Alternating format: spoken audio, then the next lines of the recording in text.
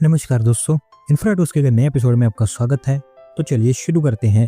पहली खबर की शुरुआत करते हैं Mumbai Ahmedabad high speed rail corridor से, जहां पर दोस्तों एनएचआरसीएल ने इसके अंतर्गत एक और ब्रिज अभी कंप्लीट कर दिया है और इस ब्रिज को भी गुजरात स्टेट के अंदर ही बनाया गया है। तो उससे ब्रिज दारोटा नदी के ऊपर बनकर तैयार हुआ है।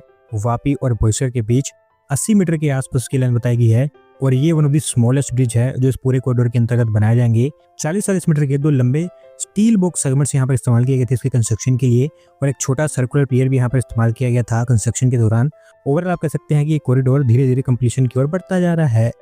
अगली दोस्तों अपडेट बिहार से है, जहाँ पर दोस्तों बिहार के सीएम के द्वारा कच्ची दरगाह बिदुपुर ब्रिज का पहला फेज इनॉग्रेट कर दिया गया है और अब ये पहला फेज अभी पब्लिक यूज के लिए तैयार है।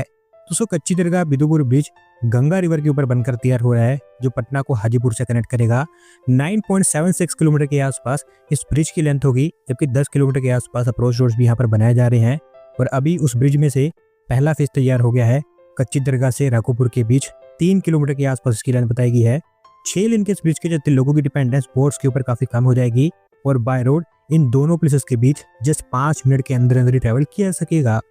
अगली दोस्तों अपडेट गुजरात स्टेट से है, जहां पर दोस्तों गुजरात सरकार के द्वारा नई electronic component manufacturing policy launch कर दी गई है और इसके थ्रू उनका टारगेट है कि 35,000 करोड़ रुपए की इन्वेस्टमेंट को अट्रैक्ट किया जाए।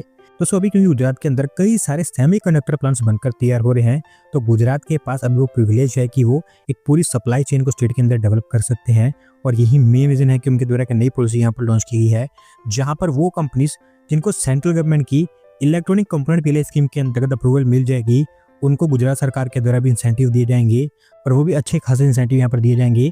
गुजरात सरकार को उम्मीद है कि इसके चलते 35,000 करोड़ रुपए की इन्वेस्टमेंट भी आएगी और साथ साथ इलेक्ट्रॉनिक सेक्टर में थाउजेंड्स ऑफ नई जॉब जनरेट हो पाएंगी।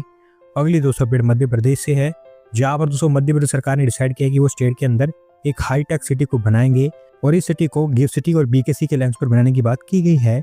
दोस्तों hi-tech city state capital Bhopal में बनकर तैयार होगी, जो हमारे देश में बिगेस्ट हाईटेक सिटी होगी। 2200 एकड़ एरिया में फैली होगी। बीएचईएल की अनयूज लैंड जिसका वो इस्तेमाल नहीं करते हैं, उसी को यहाँ पर इस्तेमाल किया जाएगा इसके डेवलपमेंट के लिए, जहाँ पर कमर्शियल और बिजनेस हब तो बनेगी, साथ साथ हाई राइज हाउसिंग फैसिलिटीज भी यहाँ पर तैयार की जाएंगी। एक अच्छी बात यह है कि सेंट्रल गवर्नमेंट के द्वारा ऑलरेडी यहाँ पर अप्रूवल दे दी गई है और उनका कहना है कि वो इस हाईटेक सिटी को सपोर्ट करेंगे। तो देखना ये है कि कब तक ये बन पाती है। अगली दोस्तों अपडेट तेलंगाना से है, जहाँ पर दोस्तों तेलंगाना सरकार के द्वारा हैदराबाद मेट्रो के फेज 2B की डीपीआर सेंट्रल गवर्नमेंट के पास सबमिट कर दी गई है और अब जैसे ही वहां से अप्रूवल मिलती है तो इसके ऊपर तुरंत काम स्टार्ट हो जाएगा। दोस्तों हैदराबाद मेट्रो के फेज 2B के अंतर्गत टोटल 3 कॉरिडोर्स यहाँ पर बनाए जाएंगे। इनमें से एक हैदराबाद एयरपोर्ट से फ्यूचर सिटी तक 39.6 किलोमीटर, दूसरा जेबीएस से मेडचल तक 24.5 किलोमीटर, जबकि एक कॉरिडोर जेबीएस से शमीरपेट के बीच बनाया जाएगा। 22 किलोमीटर की इसकी भी लेंथ होगी। कुल मिलाकर 19,579 करोड़ रुपए का यहाँ पर खर्च आएगा, जिसमें से 30% तेलंगाना सरकार कंट्रीब्यूट करेगी, 18% सेंट्रल गवर्नमेंट, 4% पीपीपी मॉडल के थ्रू आएगा, जबकि बाकी 48% फंडिंग डेट के थ्रू यहाँ पर फाइनेंस की जाएगी। अगली दोस्तों अपडेट आंध्र प्रदेश से है, जहाँ पर दोस्तों American IT giant Cognizant Andhra Pradesh में एक नया आईटी कैंपस सेटअप करने जा रही है और अभी उनको आंध्र प्रदेश सरकार की तरफ से विशाखापट्टनम में 21.31 एकड़ ऑफ लैंड मिल गई है। दोस्तों आईटी कैंपस कोग्निजेंट का भारत में वन ऑफ द बिगेस्ट होगा, जहां पर उनके द्वारा 1,583 करोड़ रुपए की इन्वेस्टमेंट की जाएगी। ऐसा बताया गया है कि ऑलमोस्ट फ्री में ही यहाँ पर इनको लैंड मिल गई है उनके कैंपस के लिए। कोग्निजेंट का कहना है कि अगले 4 सालों के अंदर अंदर वो आईटी कैंपस को तैयार कर देंगे, जिसके थ्रू आंध्र प्रदेश में 8,000 आईटी जॉब जनरेट होंगी।